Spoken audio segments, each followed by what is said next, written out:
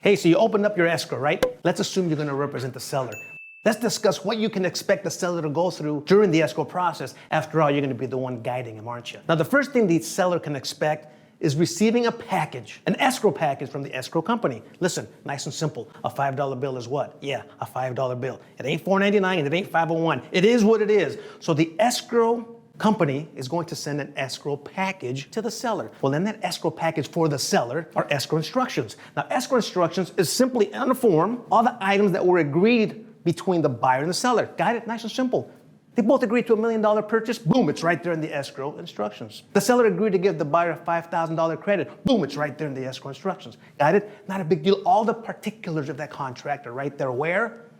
Yeah, on those escrow instructions. Another thing that's going to be in that escrow package for the seller is going to be the grant deed. Now the seller, mind you, is going to be granting. He's going to be granting, hence the word grant deed. He's going to be granting this deed to the buyer. So he's got to go get this grant deed signed in front of a notary. A notary's got to make sure this person who's giving this house away has the right to do so. And one last thing that's in that escrow package, in that escrow instruction package on the seller side, is the payoff amount. If the seller has a mortgage on that house that he is selling, and the escrow company wants to know, who are we paying off on your behalf, Mr. or Mrs. Seller? Got it? Boom, done. Step 2, here we go. Disclosures. Now that's a biggie. In fact, we have a great video on disclosures. Disclosures, disclosures, disclosures. That's the seller's way of letting the buyer know everything there is to know about the house. In writing, on forms, whatever state you're in, please emphasize to your seller. Disclose, disclose, disclose. Do not hide any information that's pertinent to this house. Last thing you want is a legal battle with the buyer, man. Nobody wants to battle with the buyer.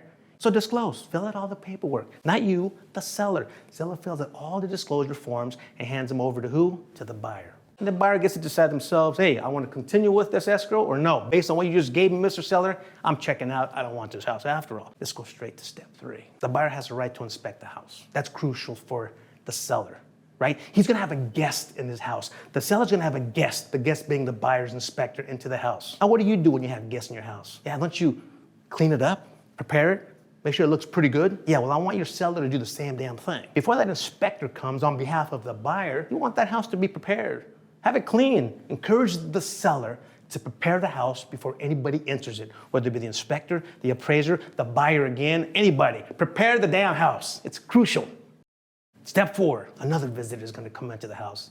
Mother of mercy, how many visitors are we going to have? The appraiser is going to come to put value on the house on behalf of the buyer. So again, the house needs to be prepared, meaning it needs to be in great condition. Just as the inspection was a very extremely crucial step in the process for the seller, so is the appraisal, because the appraisal is going to give the value of the property. And if the value of the property isn't there, no loan for the buyer. And if there's no loan for the buyer, there's no money there for the buyer to pay the seller. So guess what? Let's pump the brakes a little bit. The appraisal is crucial. Prepare the house. Make it look valuable. Make it look pristine. Let's go to the next one. Request for repair. Now, what is that? Now, the inspector and the appraiser may have called out what we call conditions, saying, you know what, this house has value. We like it. However, there are a few conditions that we don't like. The broken banister going up the stairway. That's dangerous. The mold underneath the kitchen sink. That's not very healthy to have. So what happens? The buyer says, well, Mr. Seller, would you mind doing me a favor? And based on the inspection report and based on the appraisal, would you please repair these items? And it's done on a written form, not a big deal. Seller receives it, and seller says, well, hey, man,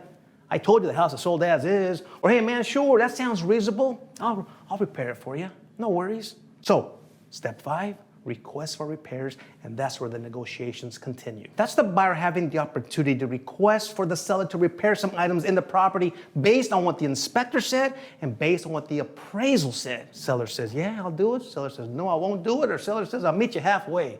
How about them apples? Number 6, contingency removal. The day has come for the buyer to remove all their contingencies. Contingencies being the buyer's safety net, right? The buyer said, listen, Mr. Seller, I'll buy your house only if.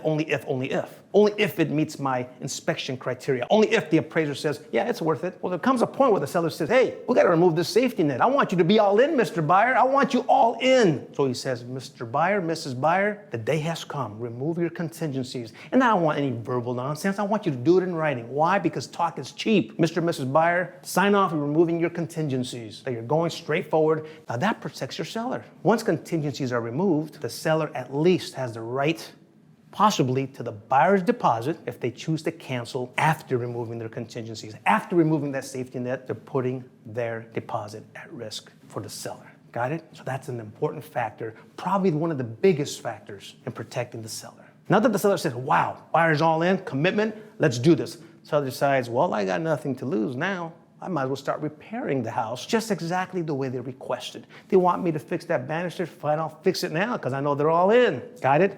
A commitment does a lot for the seller. That commitment shows them that they have nothing to worry about because they have that deposit to fall back on. Got it? So once the contingencies are removed, it's time to repair the property just the way the seller and buyer agreed to on that request for repair. Number 8, house is in great condition now, just the way the buyer wants it to be. Well, the buyer has one last chance to look at the house and to review these repairs. Were they done appropriately? So the seller has a right to say, you know what, they are. Go ahead and take a look. Just let me know when you're coming by, right? Buyer goes in there, takes a look at the house and says, yeah, this is my final walkthrough. What we call a verification of property condition. Buyer goes in there and verifies the condition of the property. $5 bill is a $5 bill. Verification of property condition. Buyer goes in there and verifies the condition of the property. And the seller says, go right ahead. I have all the confidence in the world that everything was done according to your standards. Take a look. That leads us to the next step, which is step 9, closing the deal. Happy day. It's a fantastic day. Hallelujah. What does that mean? Well, it entails the seller going into escrow and signing on the dotted line saying, yeah, I'm good with this itemized deduction and you telling me, escrow, what my profit's gonna be. Escrow, thank you very much for handling this transaction. You've been so professional. Escrow, give them some thanks, give them some kudos on their job well done, and say, hopefully we'll see you again soon if necessary. The seller goes in there and signs off on the dotted line, agreeing to their profit or possibly, rarely, a loss on the sale of the property. That leads us to number 10. And what's number 10? Yeah, the seller collects his check from escrow and says, thanks again, escrow, gives them a big fat hug, goes off into the sunset, cashes the check, and moves on with their life. So that's it. You did it. 10 steps to closing a deal with your seller, the escrow process. Congratulations. Hope this helps you out. Hey, listen, do me a favor. We discussed the process of escrow for the buyer. The video right here is fantastic. Check out this video. It's the escrow process for the buyer. If you ever represent a buyer, check it out. It'll show you what the buyer has to go through. Hope this made your day. We'll see you next week.